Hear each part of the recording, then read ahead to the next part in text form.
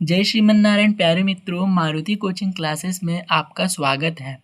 आज की इस वीडियो में हम class 11th physics chapter number 1 वैद्युत आवेश तथा क्षेत्र का एक महत्वपूर्ण प्रश्न देखने वाले हैं, जो परीक्षा की दृष्टि से बहुत ही महत्वपूर्ण है।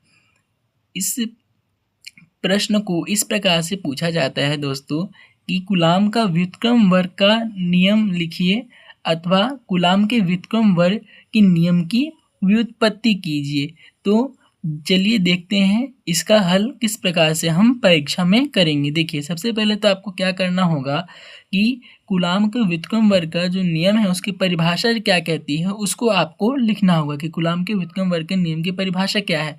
तो देखिए, कूलाम के व्युत्क्रम वर्ग के नियम के अनुसार दो बिंदु आवेशों के मध्य लगने वाला बल उन आवेशों के मान के गुणनफल के अनुक्रमानुपाती तथा उनके बीच की दूरी के वर्ग के व्युत्क्रमानुपाती होती है। मतलब कि मैंने क्या कहा है दोस्तों, देखिए मैं आपको समझाने के लिए एक डायग्राम बना रहा हूँ दोस्तों। देखिए, ये दो बिंदु आवेश है, ये एक बिंदु आवेश एक ये है और एक ये है बिंदु आवेश। ठीक है दोस्तों, मान लेते हैं कि ये Q1 बिंदु आवेश है और ये Q2 बिंदु आवेश है। ये दोनों जो आवेश है, ये दोनों आवेश जो है वो स्थिर हैं। क्या है? दोनों आवेश स्थिर हैं। तो इन दोनों आवेशों की जो बीच की दूरी है वो क्या है? इन दोनों आवेशों के बीच की दूरी है स्मॉल r तथा इनके मध्य क्या लग रहा है? बल लग रहा है। बल यानी कि फोर्स लग रहा है इनके मध्य। Q1 और Q2 के मध्य क्या लग रहा है? बल लग रहा है। या तो वो प्रतिकर्षण बल होगा या तो वो आकर्षण होगा। मतलब कि जो एक Q1 जो एक स्थिर आवेश और ये जो Q है Q2 जो है ये दोनों जो स्थिर आवेश है, इन दोनों के मध्य क्या लग रहा है? बल लग रहा है। इन दोनों के मध्य जो है वो क्या लग रहा है दोस्तों? बल लग रहा है। तो देखिए, इन दोनों के मध्य लगने वाला जो बल है या तो वो प्रतिकर्षण बल होगा या तो वो आकर्षण होगा। मतलब ये जो Q1 और Q2 है ये एक दूसरे को या तो अपनी ओर प्रतिकर्षित करेंगे या तो एक दूसरे को अपनी ओर आकर्षित करेंगे एक दूसरे को अपनी ओर प्रतिकर्षित करेंगे ये दोनों। तो Q1 और Q2 जो है वो क्या है? दो स्थिर आवेश है। तो परिभाषा क्या कहती है देख लेते हैं। देखिए, यही तो कहती है कि कूलाम के व्युत्क्रम वर्ग के नियम के अनुसार दो बिंदु आवेशों के मध्य लगने वाला जो बल है उन दोनों आवेशों के मान के गुणनफल के अनुक्रमानुपाती तथा उनके बीच की दूरी के वर्ग की क्या होती है? व्युत्क्रमानुपाती होती है। यदि दोस्तों हम इसको सूत्र के रूप में लिखें तो सूत्र के रूप में क्या हो जाएगा दोस्तों? चलिए देखते हैं। सूत्र के रूप में यदि हम लिखेंगे तो देखिए, F अनुक्रमानुपाती क्या हो जाएगा? Q1 Q2। ये क्या हो जाएगा? हमारा समीकरण नंबर 1, इक्वेशन नंबर 1 आ जाएगा।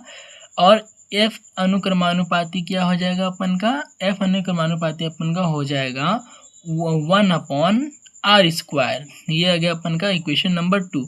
आइए देखते हैं इसको सिद्ध कैसे करेंगे। सबसे पहले तो अपन क्या करेंगे, ये परिभाषा को लिखेंगे। परिभाषा को जैसे दिया हुआ वैसा लिखेंगे परिभाषा को हम। उसके बाद अपन क्या करेंगे, देखिए आप इस परिभाषा को लिखने के बाद आप ये जो चित्र है ये चित्र को भी बना सकते हैं। इस चित्र के माध्यम से आप समझा सकते हैं। आप परिभाषा लिखें। परिभाषा लिखने के बाद क्या कीजिएगा कि आप इस चित्र को बनाइएगा। उसके बाद आप लिखिएगा कि यदि Q1 और Q2 परिमाण के दो बिंदु आवेश एक दूसरे से r दूरी पर हों, कहाँ हों?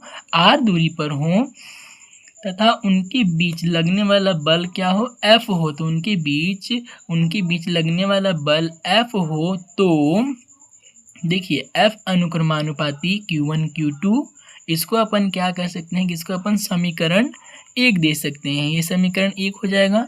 और दूसरा जो इक्वेशन आएगा वो आएगा F अनुक्रमानुपाती 1/r²। सॉरी दोस्तों, यहाँ पे F व्युत्क्रमानुपाती 1/r²। तो इसको इक्वेशन नंबर 1 दे दिए अपन, इसको इक्वेशन नंबर 2 दे दिए।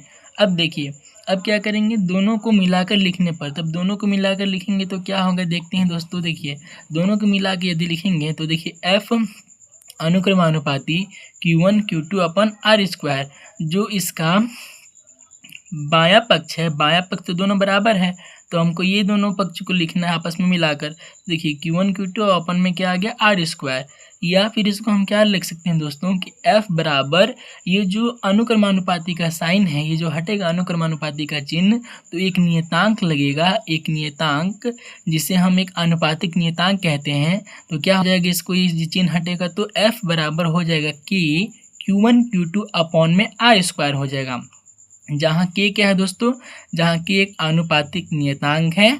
तो हम जानते ये हैं कि एसआई पद्धति में वायु या निर्वात के लिए के का मान क्या होता है। हम ये जानते हैं कि एसआई पद्धति में वायु या निर्वात के लिए के का मान जो होता है के बराबर होता है 1/4 पाई एप्सिलॉन नॉट। तो अतः अपन का जो सूत्र निकल गया है वो क्या निकल गया है प्यारे मित्रों, सूत्र ये निकल के आया कि अतः F बराबर के स्थान पर हम क्या लिख सकते हैं, के का मान कितना होता है, के का मान होता है हम जानते हैं कि 1/4 पाई एप्सिलॉन नॉट। अतः F बराबर 1/4 pi epsilon not Q1 Q2 upon में R स्क्वायर। यही है क्या अपन का, यही है अपन का कूलाम का नियम। तो आशा करता हूँ दोस्तों आज की इस वीडियो में आपको कूलाम का नियम अच्छे से समझ में आया होगा। धन्यवाद दोस्तों।